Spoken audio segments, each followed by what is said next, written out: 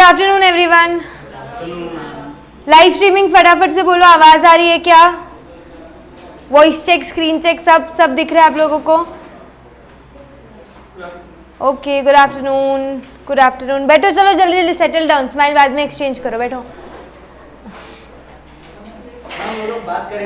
नहीं, वो मैं देख लूंगी, वो मेरा काम है। चलो स्टार्ट करें क्या? कल तक आपके पास सब लिखा हुआ है?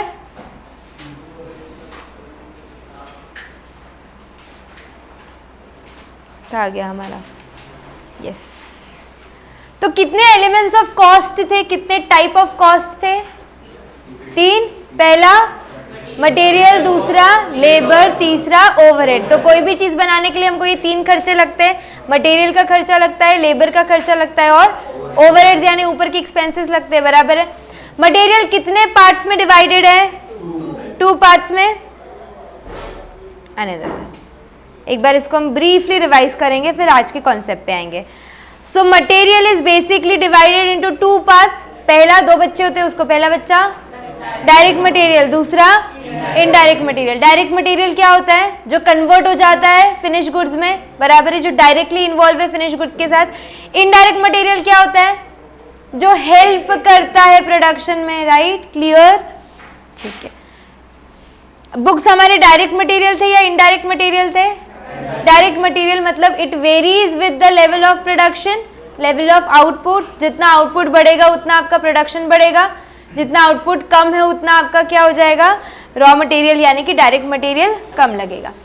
What do you mean by indirect material? जो सिर्फ हेल्प करते हैं क्या प्रोडक्शन में, बराबर है, ठीक है।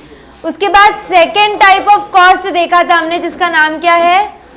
Labour cost. लेबर कॉस्ट क्या होता है? Salary, wages, remuneration, incentive, bonus, commission, ये सब आता है उसमें। इसके भी 2 बच्चे होते हैं क्या? डायरेक्ट लेबर और इनडायरेक्ट लेबर। डायरेक्ट लेबर वो है जो फैक्ट्री के अंदर काम कर रहे, वो वर्क इन प्रोग्रेस को फिनिश गुड्स में बदलने के लिए। तो इनडायरेक्ट लेबर कौन होते हैं? Indirect labour for example watchman, for example inspector, बराबर है क्या? फॉर एग्जाम्पल जैसे अभी हम लोग बुक्स भेजते तो कोई एक पर्सन इज डिजाइन कि तुम जाके बुक्स उसको पहुंचा दो, वो हमारा डायरेक्ट नहीं है पर इनडायरेक्ट लेबर है क्या, बराबर है? श्योर, ठीक है। फिर हम आते हैं एक्सपेंसेस पे। Expenses is also divided into 2 parts, क्या? डायरेक्ट एक्सपेंसेस और इनडायरेक्ट एक्सपेंसेस। उनके कल चेक कर लिए थे तो तुम लोग ऐसे मत करो, मैंने पार्शियलिटी नहीं की है। एक्सपेंसेस 2 पार्ट्स में डिवाइडेड है, डायरेक्ट और इनडायरेक्ट। डायरेक्ट एक्सपेंसेस मतलब जो एग्जाम्पल मशीनरी में लग रहा है, जो डायरेक्टली इन्वॉल्व है प्रोडक्शन के साथ। इनडायरेक्ट मतलब जो कहीं ना कहीं एक्सटर्नली हो रहे पर हमको उसका खर्चा लग रहा है। रेंट, इलेक्ट्रिसिटी, अपन नहीं बोल सकते इतना रेंट इतने पार्ट के लिए जाएगा, मेरा रेंट सीए को कितना जाएगा, सीएमए को कितना जाएगा, हम ये अपोर्शन कर सकते हैं क्या? नहीं। तो वो क्या हो जाएगा आपका? Indirect expenses.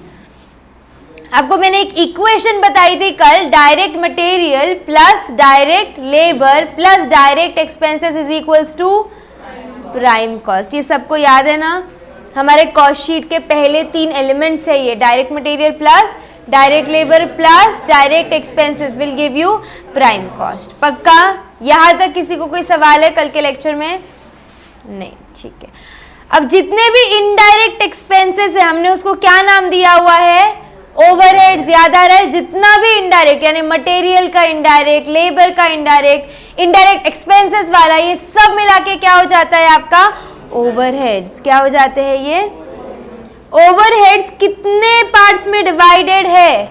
3 पार्ट्स में। पहला ओवरहेड प्रोडक्शन ओवरहेड, मतलब जो भी फैक्ट्री में खर्चा हो रहा है वो प्रोडक्ट बनने के लिए, जो भी फैक्ट्री में हो रहा है, मतलब जितना भी खर्चा फैक्ट्री में हो रहा है। एक और बार याद दिलाऊंगी, फैक्ट्री में किस किस टाइप के खर्चे हो सकते हैं, क्या क्या हो सकता है फैक्ट्री में? या तो मटेरियल का खर्चा होगा, डायरेक्ट मटेरियल का, और यहाँ पे डायरेक्ट लेबर का खर्चा होगा, या तो फिर डायरेक्ट एक्सपेंस। लेकिन इसके अलावा भी कुछ खर्चे होंगे ना, जैसे कि रेंट। फैक्ट्री का रेंट आपका डायरेक्ट मटेरियल में आता है क्या? डायरेक्ट लेबर में आता है क्या? डायरेक्ट एक्सपेंस तो ये हो ही नहीं सकता है। क्यों? क्योंकि ये एक प्रोडक्ट नहीं बना रहा है ना, अलग अलग प्रोडक्ट्स बना रहा है। तो ये रेंट किस में आएगा आपका? Indirect expense. तो इनडायरेक्ट एक्सपेंस मतलब कौन सा ओवरहेड हो गया? ये फैक्ट्री। तो जो भी खर्चे फैक्ट्री में हो रहे हैं उसको क्या बोलेंगे हम लोग? प्रोडक्शन ओवरहेड या फैक्ट्री ओवरहेड्स। फैक्ट्री से गाड़ी कहाँ जाती है फिर अपनी? याद है कल का एग्जाम्पल, वेयरहाउस में जाती है क्या? अच्छा, जब वो वेयरहाउस में जाती है या एडमिनिस्ट्रेशन वाले ऑफिस में जाती है तो वहां का सारा खर्चा उसको क्या बोलेंगे अपन? एडमिनिस्ट्रेशन कॉस्ट या ऑफिस एंड एडमिन कॉस्ट, ऐसा भी कई बार बोला जाता है इसको, ऑफिस एंड एडमिन कॉस्ट। यहाँ पे किस टाइप के खर्चे हो सकते हैं? इनवॉइस प्रिंटिंग बराबर है, ट्रांसपोर्टेशन यहाँ से वहाँ पहुँचाना, अगर वेयरहाउस में है तो कोई पर्टिकुलर टेम्परेचर पे स्टोर करने पड़ते हैं कई चीज़ों को, उसका खर्चा, राइट, उसका रेंट। और एडमिनिस्ट्रेशन के बाद से अब वो बेचने के लिए उसको आउटलेट में भेजेंगे या कस्टमर को भेजेंगे, उधर भी कुछ खर्चे है क्या? सेल्स ऑफिस अलग से आपने डाल के रखा है तो मार्केटिंग का खर्चा है क्या? डिस्ट्रीब्यूशन का खर्चा है क्या? For example Amazon, Myntra, Swiggy कई बार फ्री डिलीवरी देते हैं तो ये खर्चा वो बेयर कर रहे हैं ना, तो उनका डिस्ट्रीब्यूशन का भी खर्चा है, सेलिंग का भी खर्चा है, मार्केटिंग का भी खर्चा है, इनवॉइस प्रिंटिंग का भी खर्चा है। तो ये सारा किसके अंदर आएगा? आपका selling and distribution overheads. Overheads are divided into 3 parts. पहला ओवरहेड, दूसरा ओवरहेड, तीसरा ओवरहेड, सेलिंग एंड डिस्ट्रीब्यूशन। यहाँ पे किसी को डाउट है? Sure, okay. यहाँ तक आपने लिख लिया था? कल की हमारे एक मास्टर चार्ट बनाया था, हम उस पे आएंगे। आपके सामने अगर कोई एक्सपेंस आता है तो सबसे पहले उसको आप क्या क्वेश्चन करोगे कि वो मटेरियल कॉस्ट है क्या? या तो वो हाँ बोलेगा या तो वो नहीं बोलेगा। अगर वो मटेरियल कॉस्ट हो जाता है, अगर उसने हाँ बोला है, तो फिर आगे क्या क्वेश्चन हो सकता है? वो डायरेक्ट मटेरियल है या इनडायरेक्ट मटेरियल है, ये आप डिसाइड कर लेंगे यहाँ पे। अब अगर हमारा आंसर होता है नो, मटेरियल कॉस्ट बोला कि it is, the cost says it is not a material cost, फिर वो क्या हो सकता है? Labour cost. बराबर है, सबसे पहले जो कॉस्ट है हमने उसको पूछा वो मटेरियल है क्या? वो बोला मटेरियल नहीं है। फिर हमने उसको क्या पूछा? तो लेबर है क्या? तो क्या बोलेगा? या तो हाँ बोलेगा या तो ना बोलेगा, या तो हाँ बोलेगी या तो ना बोलेगी। अभी तुमको फील आएगा। तो अगर उसने हाँ बोल दिया तो दो चीजें हो सकती है, या तो वो डायरेक्ट लेबर है या तो वो इनडायरेक्ट लेबर है। और अगर उसने नहीं बोला तो वो कोई तो एक्सपेंस है। एक्सपेंस भी 2 टाइप में हो जाएंगे, डायरेक्ट एक्सपेंस और इनडायरेक्ट। और ये सारे इनडायरेक्ट मिला के क्या बनने वाले आपके? ओवरहेड्स। यहाँ पे किसी को डाउट आया ये चार्ट में? नहीं, पक्का। अब हम चले फिर आगे। बहुत इंपॉर्टेंट कैटेगरी में आज मैं हर कॉस्ट को, अब आप डायरेक्ट छोड़ दो, इनडायरेक्ट छोड़ दो, मटेरियल छोड़ दो, लेबर छोड़ दो, वो एक क्लासिफिकेशन हमने देख लिया।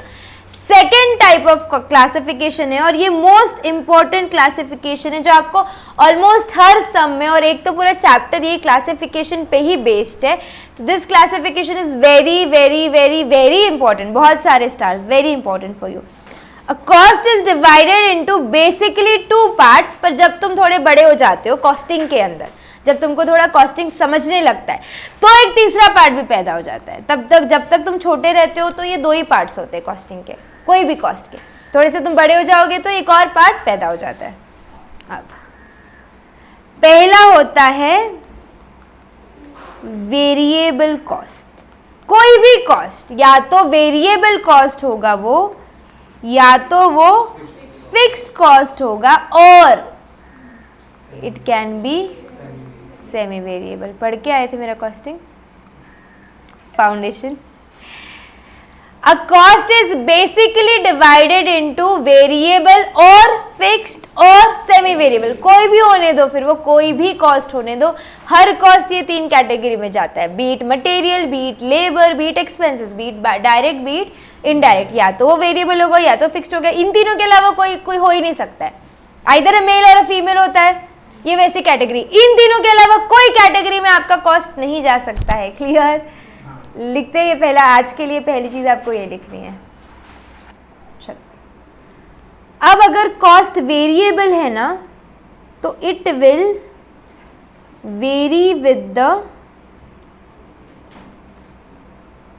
Level of output. Very with the level of output in terms of quantity.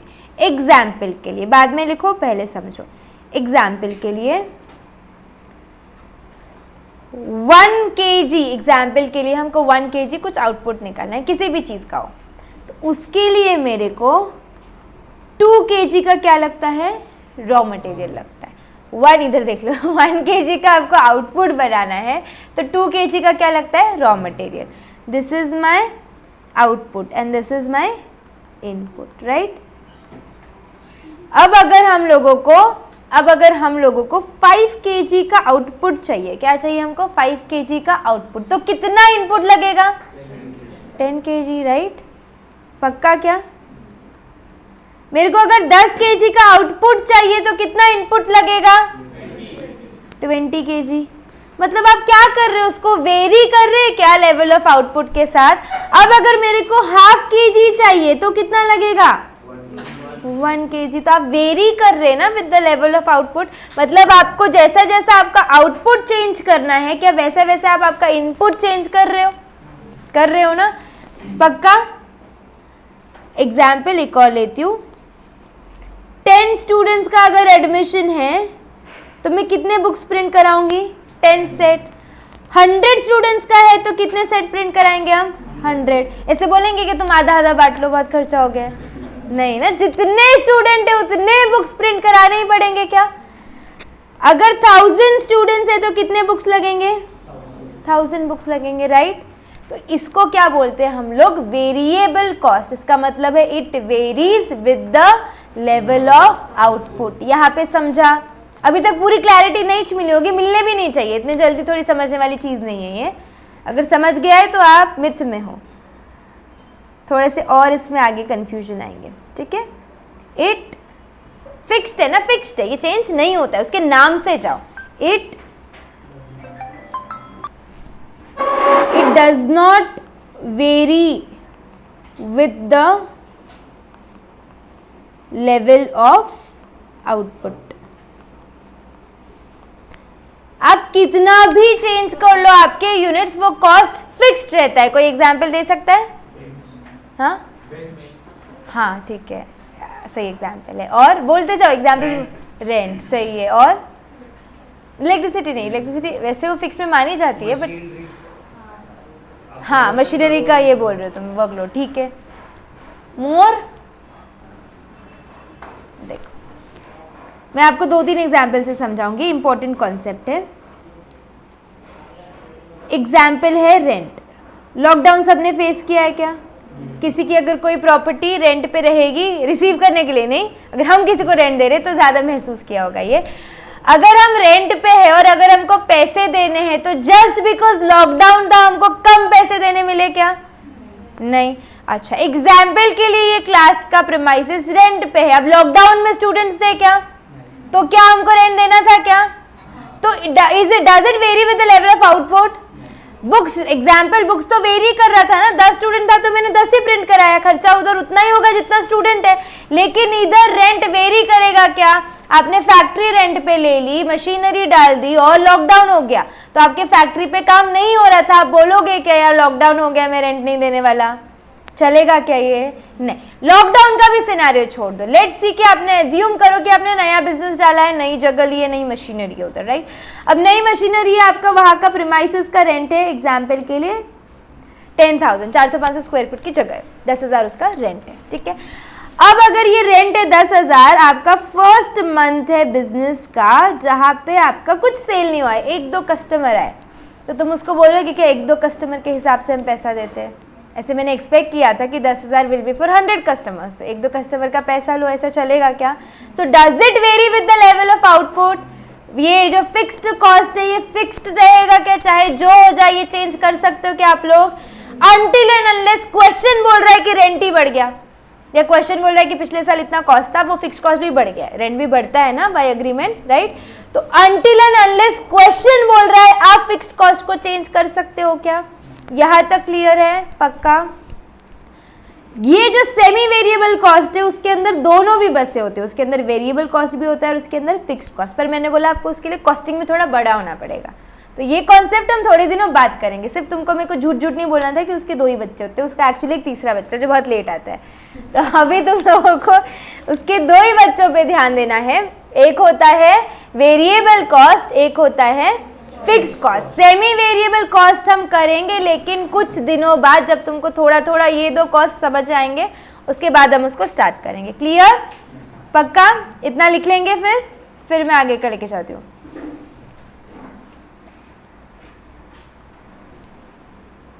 Live streaming सब ठीक? लेक्चर में सब ठीक? बाकी कुछ भी करो तुम। ओके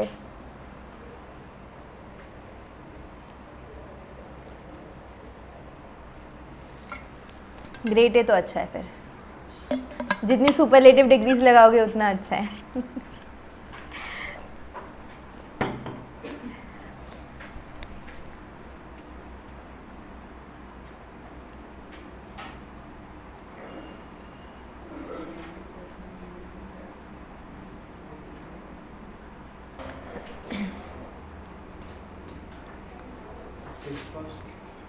फिक्स कॉस्ट क्या लिखा नहीं था? लिखो, this guy he is late. चलो लिखो। अब one more example, this is the classroom. ठीक है, ये है बेंचेस तुम्हारे।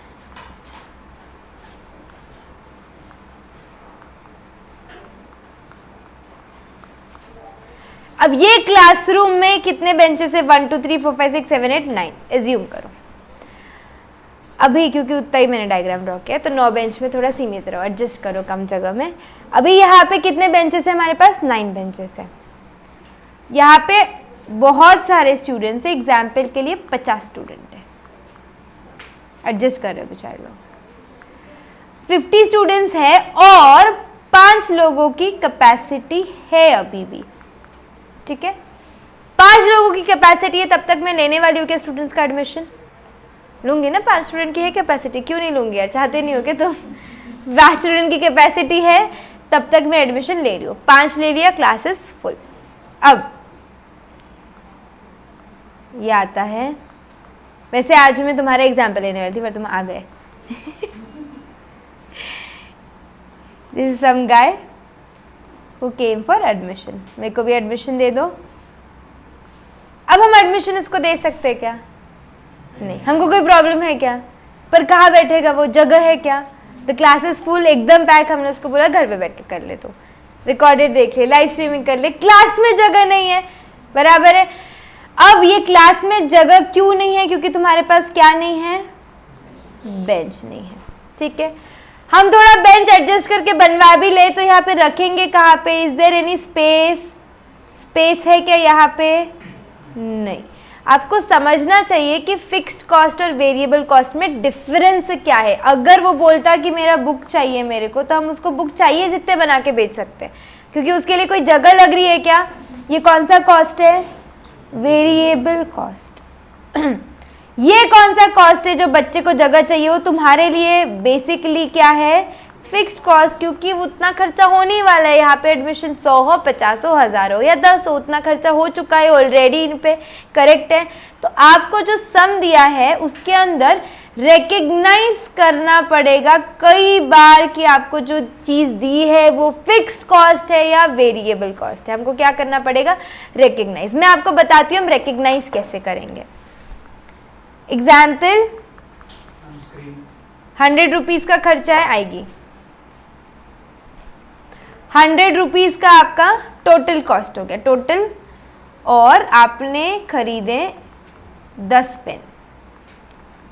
150 आप दे के आए, तब आपने खरीदे 15 pen. Is this a variable cost और is this a fixed cost?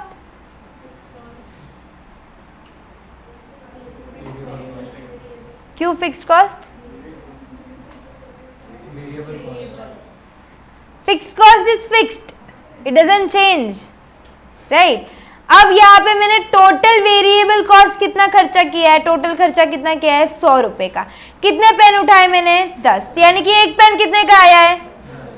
10 का, बराबर है। अब it very with the level of production ना। अब मैंने कितने पेन खरीदे? 15, तो कितने का बिल होना चाहिए था? 10 इंटू 15, ये तो आप बेसिक कैलकुलेशन आप खुद कर सकते हो ना कि आपने एक पेन 10 रुपए का खरीदा, अब आपको 15 पेन खरीदे तो कितने का बिल होना चाहिए? 150। क्या 150 हुआ है? तो वेरिएबल कॉस्ट है ना, क्लियर कट। जितने ज्यादा यूनिट, अब अगर मेरे को 20 पेन खरीदने तो 20 इंटू 10 कितना हो जाएगा? 200। समझ रहे हो ये कौन सा कॉस्ट है आपका?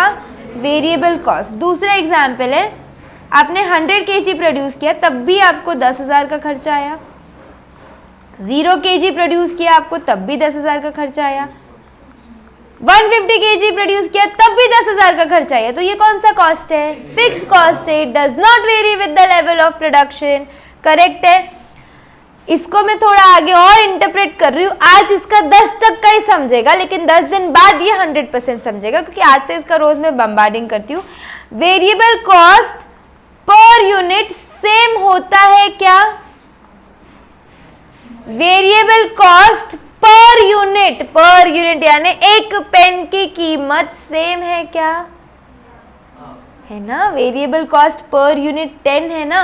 अब तुम उसको चाहे जिससे मल्टीप्लाई कर लो तो टोटल वेरिएबल कॉस्ट आएगी। Cost per unit into number of units will give you total variable cost. ये बात समझ आई आप लोग को? अब हमने क्या देखा कि 100 रुपए का हम उसको पैसा दे के आए, हम 10 पेन लेके आए, यानी आपका वेरिएबल कॉस्ट कितना था? 10 रुपए। क्या किया? 100 डिवाइड बाई 10 किया। यहाँ पे करो 150 रुपीज दे के आए और उससे कितने पेन लिए आपने? 15 पेन लिए, तो 150 अपॉन 15 10। तो सेम आ रहा है कि नहीं आ रहा है? तो अब आपको 10 रेट समझ गया, आप जितना प्रोडक्शन है उतने से मल्टीप्लाई कर लो। तो variable cost per unit same रहता है क्या? अभी निकाला ना 10 रुपए 10 रुपए, राइट। चलो और एक बार समझाती हूँ। आपने 3 सैंडविच खाए, ठीक है। आपने 3 सैंडविच खाए, 150 रुपीज उसको बिल दिया। फिर थोड़ी देर में आप और भूख लगी और एक बार गए। अब आपने कितने सैंडविच खाना चाहते हो? 6 सैंडविच खाए, टेस्टी लग गया था और 1-2 लोग भी थे साथ में।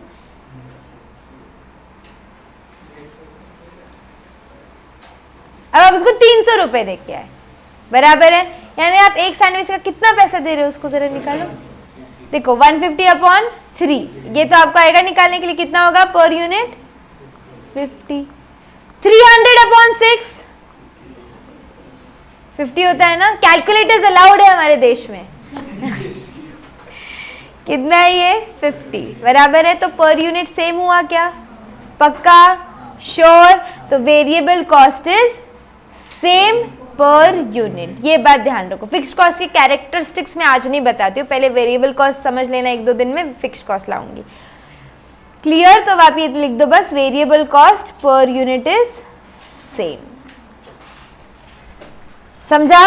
स्नेहल पक्का समझा क्या? अभी किसी और को डाउट है?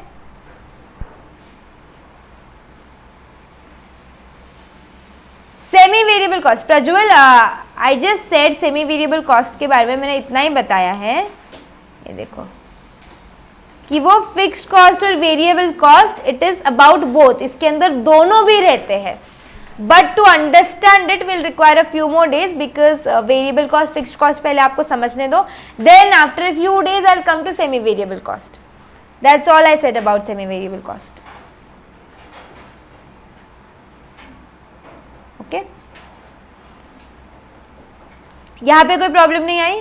चले आगे फिर हम। ठीक है, अब कॉस्टिंग ये जो सब्जेक्ट है ना, हम किस किस के पॉइंट ऑफ व्यू से पढ़ेंगे आप ही बता देना, किस किस के पॉइंट ऑफ व्यू से पढ़ेंगे। पहला पॉइंट ऑफ व्यू है मैन्युफैक्चरर। पढ़ने वाले के इसके पॉइंट ऑफ व्यू से अपन पढ़ने वाले ना, मैन्युफैक्चरर के लिए ही तो होता है कॉस्टिंग। और किसके पॉइंट ऑफ व्यू से पढ़ेंगे हम ये? रिटेलर के पॉइंट ऑफ व्यू से। रिटेलर यहां से सामान ले रहा है, वहां को बेच रहा है, इसके पॉइंट ऑफ व्यू से पढ़ेंगे हम कॉस्टिंग। इसके पॉइंट ऑफ व्यू से नहीं पढ़ेंगे। पता है क्यों? क्योंकि उसका क्या खर्चा है, मतलब he is not making anything ना, वो प्रोडक्ट बना रहा है क्या? नहीं, तो कॉस्टिंग से संबंध नहीं, उसका पर्सनल इंडिविजुअल कुछ भी खर्चा हो रहा है तो तुमको उससे लेना देना नहीं है। In the subject of costing या तो आप मैन्युफैक्चरर हो या तो आप सर्विस प्रोवाइडर हो, जो भी आपका खुद का रहना चाहिए। जैसे सर्विस अगर आप प्रोवाइड करो, एग्जाम्पल बस का, example OYO rooms, example hotels, ये सारी चीजें क्या हो रही है, आप सर्विस प्रोवाइड कर रहे हो क्या? तो या तो आप सर्विस प्रोवाइड करोगे या तो फिर आप क्या प्रोवाइड करोगे, प्रोडक्ट्स, गुड्स और सर्विसेज। तो उसके लिए कॉस्टिंग अप्लाई होता है। रिटेलर, होलसेलर, इनसे हमको कुछ लेना देना है क्योंकि वो प्रोडक्ट नहीं बना रहे ना, उनके कॉस्ट इन्वॉल्व नहीं है, उनको एमआरपी लग के आता है, वो खुद का कुछ टक्का लेते और आगे बेच रहे, तो उसमें क्या कॉस्ट निकालोगे आप, समझ रहे हो? पक्का। तो आपके सारे चैप्टर्स किसके हैं, मैन्युफैक्चरिंग के, एक्सेप्ट वन चैप्टर जो सर्विस प्रोवाइडर के लिए बना है। आपके पूरे सिलेबस में सारे चैप्टर्स किसके लिए, आपको मैन्युफैक्चरर के लिए। मैन्युफैक्चरर के पॉइंट ऑफ व्यू से अपन मटेरियल देखते हैं, लेबर देखते हैं, ओवरहेड्स देखते हैं, कॉस्ट शीट देखते हैं, सब देखते हैं, लेकिन सर्विस प्रोवाइडर को इससे तुच्छ नहीं मानना। उसके लिए पूरे 10 मार्क का एक चैप्टर बनाया हुआ है आपके सिलेबस में, जिसको बोलते हैं ऑपरेटिंग कॉस्टिंग। ये आपका पहला चैप्टर जो हम स्टार्ट करने वाले हैं, जिसका नाम है ऑपरेटिंग कॉस्टिंग। अब आप मेरे को ये बताओ, सर्विसेज बताएंगे क्या मेरे को आप? सर्विसेज ऐसी कौन सी सर्विसेज है जो हम ये चैप्टर में पढ़ सकते हैं, या कौन सी सर्विसेज है जो कॉस्टिंग में आती होगी? बोलो क्या क्या क्या? Hotel management is not a service, transportation is a service. और होटल्स, ओयो रूम्स ना, लॉजिंग ना, लॉजिंग मतलब ओयो रूम्स ही है अभी। और तुम तुझसे समझते हो यार ओयो को, बेचारे कुछ अच्छे लोग भी जाते ना। और hospitals, very good, decent answer. मैं वही सोच रही थी कोई है क्या जो अच्छा आंसर भी दे। क्लासेस, ठीक है, वेरी गुड। और हाँ, इसमें सब एजुकेशनल इंस्टीट्यूट डाल देती हूँ मैं, तो स्कूल, फिर ट्यूशन आएगा, फिर इंस्टीट्यूट आएगा, फिर क्लासेस आएगा। ट्रांसपोर्टेशन किसका कर रहे हो?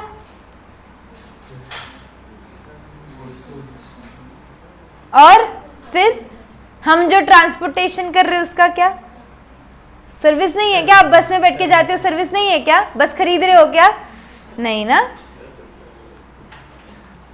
तो ट्रांसपोर्टेशन लोगों का भी आएगा क्या इसके अंदर? तो ये जो चैप्टर है इसमें आपको अलग अलग सम्स आएंगे, अलग अलग पॉइंट ऑफ व्यू से। कभी बस का सम आ जाएगा, कभी हॉस्पिटल का सम आ जाएगा, कभी ओयो रूम का सम आ जाएगा, कभी कैंटीन का सम आएगा, लाइब्रेरी का सम आएगा, फ्लाइट का सम आएगा।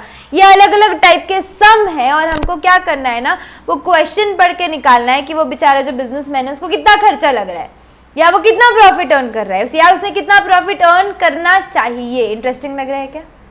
हाँ हाँ बोलो, मैंने क्या बोला? कॉस्टिंग को फील नहीं करेंगे तो बहुत गेम होगा। रिजल्ट के दिन फील करना चाहते हो क्या?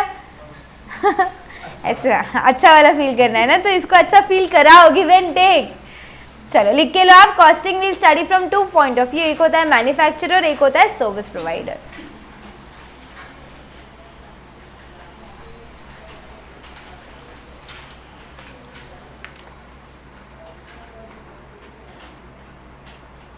आप लोग लिख लिए, ये लिख लिए कि सब? Everyone on the heading of operating costing, we are starting with the first chapter today, operating costing. Operating costing का एक और नाम है जिसको बोलते हैं सर्विस कॉस्टिंग, क्योंकि बेसिकली ये किसके लिए चैप्टर? सिर्फ सर्विस प्रोवाइडर का। ये चैप्टर में कोई गुड्स बना रहा है क्या, कोई बस बना रहा है क्या, कोई पेट्रोल बना रहा है क्या? ये वाले चैप्टर में आप कस्टमर्स को क्या देंगे? ओनली एंड ओनली सर्विसेज, कुछ भी। अब कौन से सर्विसेज ऐसे बहुत टाइप के हैं, पर तुम्हारे सिलेबस में हर सर्विस नहीं डाल सकते ना, तुम्हारे सिलेबस में गिन के कुछ सर्विस डाली हुई है। पहली सर्विस जो तुमको देखनी है वो है ट्रांसपोर्टेशन।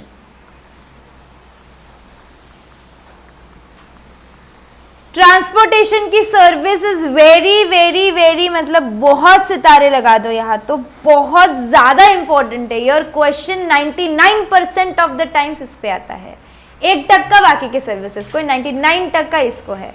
तो ये वेरी वेरी मतलब बहुत वेरी इंपॉर्टेंट है। ट्रांसपोर्टेशन के दो बच्चे होते हैं, एक वो किसको ट्रांसपोर्ट करेगा, पीपल को, लोगों को, हमको, तुमको।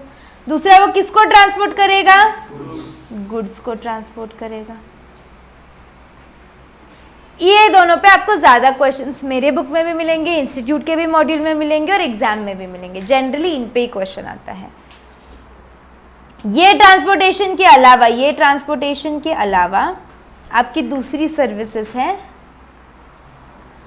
होटल्स। कौन से होटल्स, खाना खाने वाले, रेस्टोरेंट्स नहीं, लॉजिंग वाले, जहां पे जाके क्या कर सकते हो आप, रह सकते हो, जाके जहां रह सकते हो दिनों के लिए, वैसा लॉजिंग। तीसरा एक होता है हॉस्पिटल्स, तीसरा एक होता है हॉस्पिटल। ये अब मैं सम्स के कैटेगरी पे आ गई। कुछ सम्स है जो ट्रांसपोर्टेशन ऑफ गुड्स है, ट्रांसपोर्टेशन ऑफ पीपल है, कुछ सम्स जो होटल्स पे है, कुछ सम्स जो हॉस्पिटल्स पे है, और कुछ सम्स है जो मिसलेनियस है, जो जनरली आते नहीं, मतलब 0.5% भी चांस नहीं उसके आने के, बट जस्ट इन केस। उसमें लाइब्रेरी आ जाता है, फ्लाइट्स आ जाता है, कैंटीन आ जाता है, इलेक्ट्रिसिटी आ जाता है, टोल आ जाता है, ऐसे बहुत सारे मिसलेनियस है वो। ये आपके टाइप ऑफ सर्विसेज है। तो अभी आप लोग ये वीडियो को ऑब्जर्व करो और अच्छे से कॉस्टिंग के पॉइंट ऑफ व्यू से ऑब्जर्व करो। बस कितनी अच्छी लग रही है वो सब ऑब्जर्व मत करो, असली में होता है या नहीं होता है वो सब ऑब्जर्व मत करो। सिर्फ तुमको क्या करना है, कॉस्ट के पॉइंट ऑफ व्यू से वीडियो को ऑब्जर्व करना है।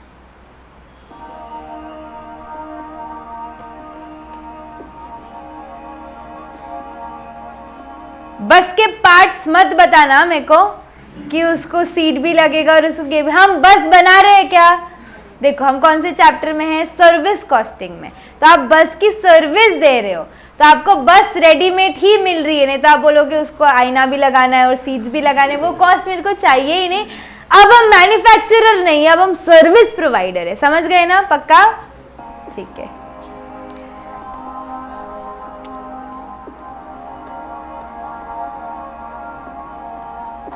है 600 किलोमीटर अभी तुम एक ट्रिप बना रहे हो, trip place A to B, जिसका डिस्टेंस कितना है 600 किलोमीटर। तो तुम कितना लोगे सामने वाले से, 600 रुपये। अरे 1 रुपये का निकाला ना रेट अपन ने, 1 रुपये का रेट है, 600 है, 600 इंटू 1 600, समझे क्या। तो आपके लिए क्या निकालना ज्यादा इंपॉर्टेंट है, किलोमीटर्स। एक बात समझो, ऑपरेटिंग कॉस्टिंग के चैप्टर में न्यूमरेटर को कुछ नहीं करना होता है, बस ऐड करना होता है, वो कोई भी कर लेगा। कुछ टाइम में अभी का भी कर लेगी वो एडिंग का काम, उसमें कुछ है ही नहीं scene, that is very simple to do. हमारा मेन मैटर आता है डिनोमिनेटर का। डिनोमिनेटर पे बहुत ध्यान देना पड़ता है, क्योंकि कितने ट्रिप्स मार रहा है हमारा बस, साल में कितने बार कहाँ कहाँ जा रहा है, कितने बार वापस आ रहा है, कितने लोगों को लेके जा रहा है, कितनी कैपेसिटी है, जरूरी नहीं बस पूरी भरी होती हो, है ना। अब आपने क्या सोचा कि 100 रुपीज का खर्चा है, 10 लोग पार्टी में आने वाले हैं, 1000 रुपीज का खर्चा है, 10 लोग पार्टी में आने वाले, तो एक इंसान को कितना देना पड़ेगा, 100 रुपये देना पड़ेगा। पर क्या हुआ ना, टाइम पे वो 2 लोग आए नहीं, वो कहीं और चले गए, 2 लोग कहीं और चले गए। 1000 हो गए, 1000 डिवाइड बाई 8 कितना हो रहा है अभी, इसलिए मैं बोलती हूँ कैलकुलेटर लीगल है देश में। 1000 डिवाइडेड बाई 8 कितना हो रहा है अभी, 125 बराबर है क्या। अब ये 25 रुपए एक्स्ट्रा देने पड़ रहे ना बाकी सब लोगों को, करेक्ट है। अब तुम्हारा तो बस है, बाकी लोगों से तुम नहीं बोलेंगे वो 2 लोग नहीं है, चल पैसा दे पैसा दे पैसा दे, सबको 2-2 रुपए एक्स्ट्रा देने पड़ेंगे, कर सकते क्या। तो पैसा किसका जाएगा, तुम्हारा जाएगा। तो तुमको एडवांस में सोच के रखना पड़ेगा ना कि जो जैन से मार्च का सीजन, उसमें अप्रॉक्सीमेटली 80% ही कैपेसिटी भरी होती है, पूरी बस नहीं भरती है। लेकिन अगर सितंबर से दिसंबर के सीजन में 100% बस भरी होती है, तो आपको अकॉर्डिंगली आपका डिसाइड करना पड़ेगा, समझ रहे हो क्या। तो ये सारा गेम किसका, ये चैप्टर में डिनोमिनेटर। न्यूमरेटर का कोई प्रॉब्लम नहीं है, इट्स वेरी सिंपल। न्यूमरेटर कुछ नहीं, सबको ऐड करना होता है, गेम होएगा डिनोमिनेटर में, समझा? कुछ लिखना है इसके अंदर? आई डोंट थिंक सो कुछ लिखने जैसा है, ये सब आपके बिल्डिंग ब्लॉक्स में मिल जाएगा आपको, तो एज सच कुछ लिखने जैसा नहीं है। यहाँ तक कोई डाउट है क्या? नो डाउट, पक्का? लाइव स्ट्रीमिंग तुमको भी नहीं है, सेंटर्स नहीं है, चले हम आगे। ओके, अभी मैं आपको आपकी एक अच्छी वाली बुक दिखा रही हूँ। This is my building blocks का बुक। बिल्डिंग ब्लॉक समझते हो क्या क्या होता है? मैंने बताया था आपको फर्स्ट डे। छोटे छोटे ब्लॉक्स होते हैं, वो ब्लॉक्स मिला के आप क्या बनाते हो? एक बिल्डिंग बनाते हो।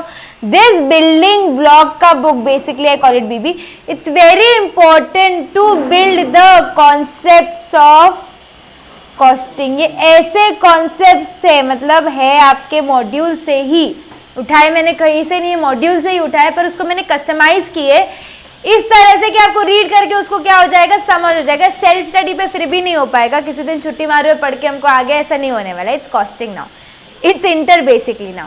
वो चीज तो नहीं होगी, बट वो जो मॉड्यूल में जो इतना बड़ा बड़ा दिया रहता है उसको मैंने छोटा छोटा किया है, और ऐसे किया है कि आपको वो समझ में आएगा।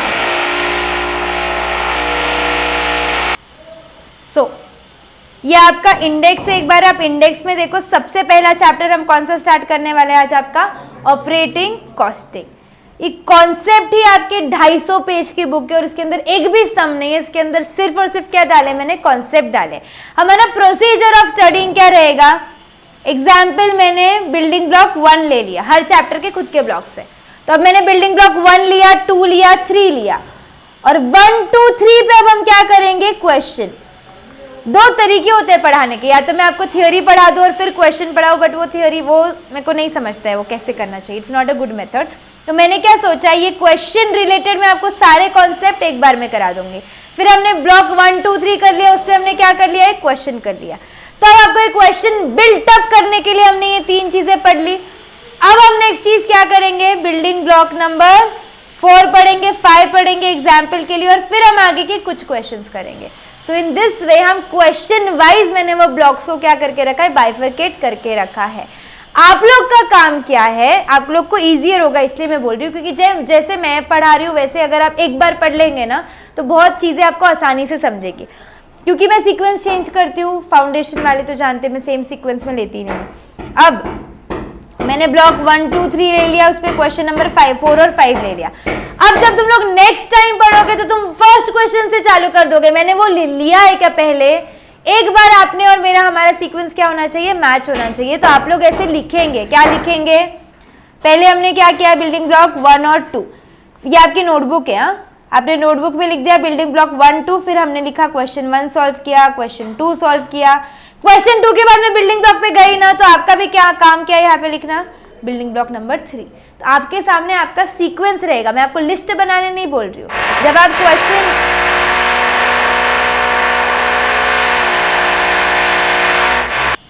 क्वेश्चन नंबर 1 सॉल्व करोगे ना, उससे पहले ही आप क्या लिख दोगे? बस बिल्डिंग ब्लॉक का नंबर लिख दोगे। समझा क्या ये बात? पक्का? आते हैं हमारे पहले ब्लॉक पे, operating costing, which is basically known as service costing. Block number 1 is just an introductory block. This chapter is basically related to what? Service industry, which provides services to their customers. Example, coaching classes, hospital, transport company, right? Okay. Do they sell any product? ये chapter में कोई product बेचने वाले क्या हम? नहीं, ये chapter में हम सर्विसेज बेचने वाले, कोई प्रोडक्ट नहीं बेचेंगे। ये बात क्लियर हुई?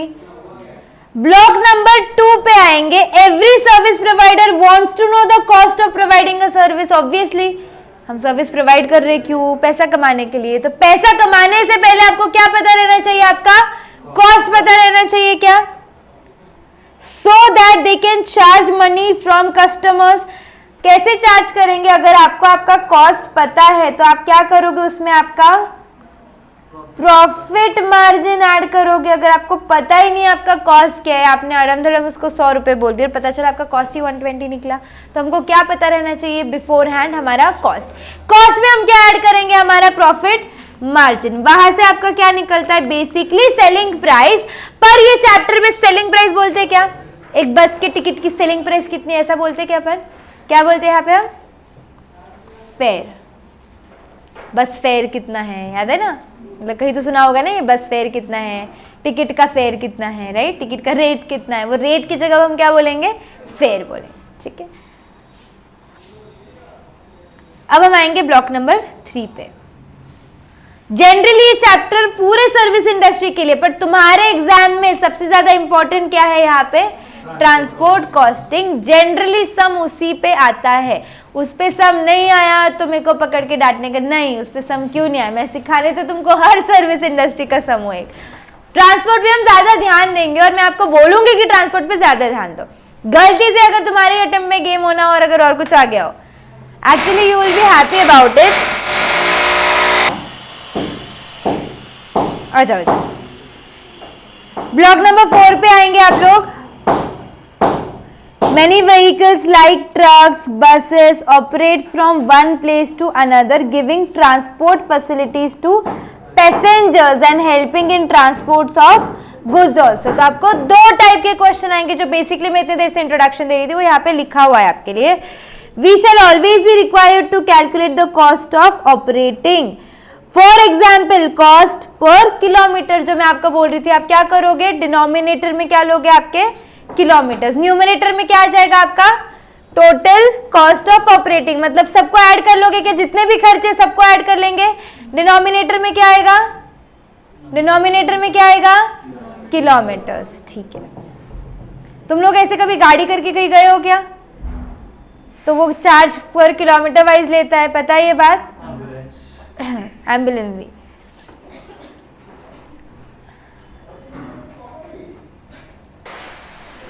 कॉस्ट पर पैसेंजर भी होता है, मेरे को बताओ कहाँ पे कॉस्ट पर किलोमीटर होता है, कहाँ पे कॉस्ट पर पैसेंजर होता है, ऐसे कोई एग्जांपल्स याद है क्या कि कोई किलोमीटर वाइज चार्ज करता है, कोई पैसेंजर वाइज चार्ज करता है। नॉर्मल मतलब क्या, किलोमीटर कहाँ चार्ज होता है, हाँ करेक्ट। ओला में कैसे चार्ज करते हैं, किलोमीटर वाइज, वो पहले लोकेशन पूछता है खुद का, फिर डेस्टिनेशन पूछता है, अकॉर्डिंगली रेट बताता है क्या। और अगर आपने डिसाइड कर लिया है कि आप पुणे से जाने वाले हो, कहाँ जाना चाहते हो, बस से जा रहे हो, बहुत दूर है, गोवा, अब आप पुणे से गोवा जा रहे हो, बस से जा रहे हो, तो रेट फिक्स्ड होता है कि एक पर्टिकुलर बस का तो रेट फिक्स्ड है ना। एग्जाम्पल वो कितना ले रहा है, 2000, तो वो 2000 रेट इज फिक्स्ड, क्यों, क्योंकि डेस्टिनेशन भी फिक्स्ड है ना, किलोमीटर उसको पता है।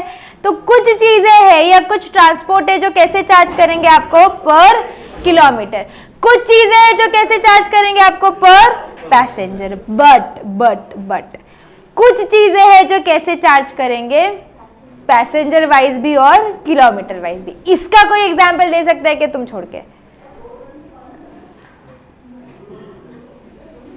जहां पे पैसेंजर के हिसाब से भी रेट चेंज होता है और किलोमीटर के हिसाब से भी रेट चेंज होता है। बहुत लाइव एग्जाम्पल है जो तुम लोग को पता रहना चाहिए। हाँ, I got your answer, yes, मैं अभी बोलूंगी नहीं, यू आर राइट प्रज्वल।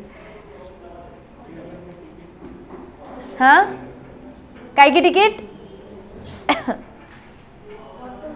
हाँ, ऑटो में 2 लोग बैठे थे, क्या बोलते हैं ज्यादा पैसे लेंगे क्या, वो सब माल प्रैक्टिस है।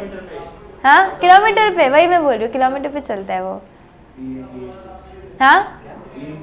हाँ, वेरी गुड, मैंने सुना पर तुमको इस पे आंसर को कॉन्फिडेंस ही नहीं आ रहा था।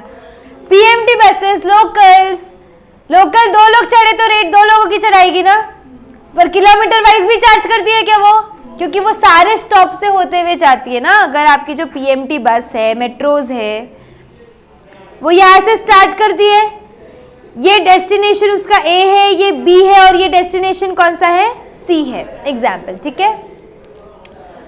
अब ए तक का रेट उसका कितना है, 10, बी तक का रेट कितना है, 15, और सी तक का रेट कितना है, 20। पैसेंजर वाइज कर रही है क्या, हाँ, अगर एक पैसेंजर चल रहा है, एक पैसेंजर आया, वो बोला है मेरे को जाना है स्टार्टिंग पॉइंट से लेके ए तक, कितना पैसेंजर है, 1 पैसेंजर, कितना रेट है, 10, तो उससे कितना लोगे आप, 10। अब एक साथ एक कपल आया है, ये कपल को जाना कहाँ पे, लास्ट पॉइंट पे, कुछ नहीं, उनको बस में टाइम पास करना है बस, और कोई जगह नहीं है, तो उनको सी तक जाना है अभी, ठीक है, नहीं बस बहुत भरी है, अब उनको सी तक जाना है स्टार्टिंग पॉइंट से। कितने लोग हैं, 2, पैसा एक ही दे रहा पर लोग तो 2 है ना, कितना पैसा है, तो कितना 40, तो क्या उसने पैसेंजर वाइज भी चार्ज किया, किलोमीटर वाइज भी चार्ज किया, तो इसको क्या बोलते हैं आप, पर पैसेंजर पर किलोमीटर। तो ये तो तुमको समझ आ गया। मेरा सवाल ये है, हाँ एक मिनट रुक जाओ, न्यूमरेटर में आ जाएगा आपका टोटल ऑपरेटिंग कॉस्ट, डिनोमिनेटर के अंदर पर पैसेंजर पर किलोमीटर में कैसे निकालोगे, how do you compute it, just a guess.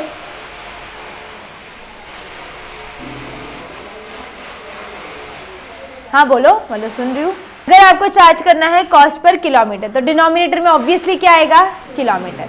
अगर आपको चार्ज करना है कॉस्ट पर पैसेंजर, तो डिनोमिनेटर में क्या आ जाएगा, बट अगर आपको चार्ज करना है पर पैसेंजर पर किलोमीटर, तो डिनोमिनेटर में क्या आएगा, पैसेंजर भी आएगा और किलोमीटर भी आएगा। सिंपल है, पक्का। वो सम करेंगे तो आपको और क्लैरिटी मिलेगी। अभी तक की ठीक है क्या, श्योर? एक यूं ही बस सम कर ले क्या, तब थोड़ा अच्छा लगेगा। अभी वो थियरी नको है, नको हुआ है क्या चलो, क्वेश्चन नंबर 1 एकदम तुच्छ सा छोटा सा क्वेश्चन है। Calculate the total passenger kilometer from the following information.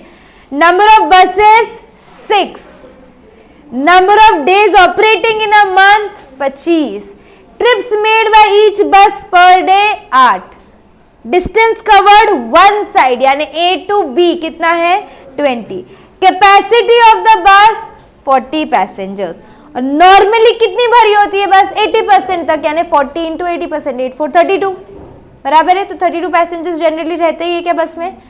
निकाल लो पैसेंजर किलोमीटर, यानी आपको क्या निकालना है, total passenger into total kilometre, इतना करना है ये सम के अंदर। टोटल पैसेंजर मैंने अभी निकाल के दिए आपको 40 का 80%, अब तुमको आधे का भी आधा सम करना है, सिर्फ टोटल किलोमीटर निकाल लो। चलो कैलकुलेटर लगेगा, स्क्रीन मैजिकल स्क्रीन नहीं है, शक्ल का बूम बूम, कैसे यूज करो। एक बात समझे, पूरे साल के किलोमीटर्स निकाल के देना है तुमको, एक बार के निकाल के मत दो, पूरे साल का एस्टिमेट निकालते ना अपन, तो साल भर के चाहिए मेरे को टोटल किलोमीटर्स, एक साल में कितने होंगे, year, for the whole year. पूछ रहे तो कुछ भी करेंगे क्या, आंसर नहीं बोलने का, अगली बार बोली तो तू बाहर है, यू डोंट आस्क एनीवन। हाँ मैंने बोल दिया था पूरे ईयर के लिए निकालना है, नो आंसर इधर उधर, नहीं तो तुम सब घर पे बैठ के लेक्चर देखेंगे। मतलब तुम तो ऑलरेडी बैठ चुके हो, ऑलरेडी एक साल से, वापस बैठना है क्या। चलो मैं बता दूं, पक्का।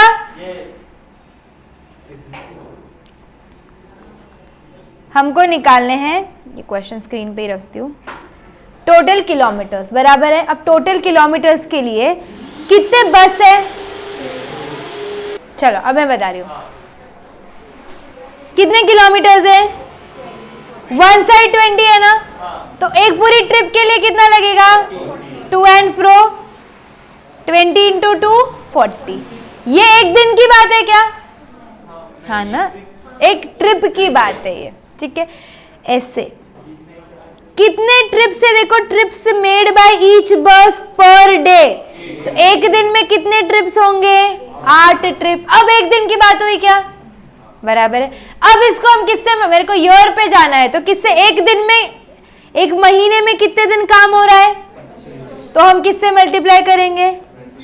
देखो यहां तक एक दिन का कैलकुलेशन निकाल दिया हमने, उसको 25 से मल्टीप्लाई किया तो मंथली निकल गया क्या, ठीक है। आगे कितने तुम्हारे पास बसेस है ऐसे, 6, इनको मल्टीप्लाई करो पहले, 48,000 इज योर, अच्छा ये मंथली है या ईयरली है? इसको अगर ईयरली करना है तो मल्टीप्लाइड बाय 12।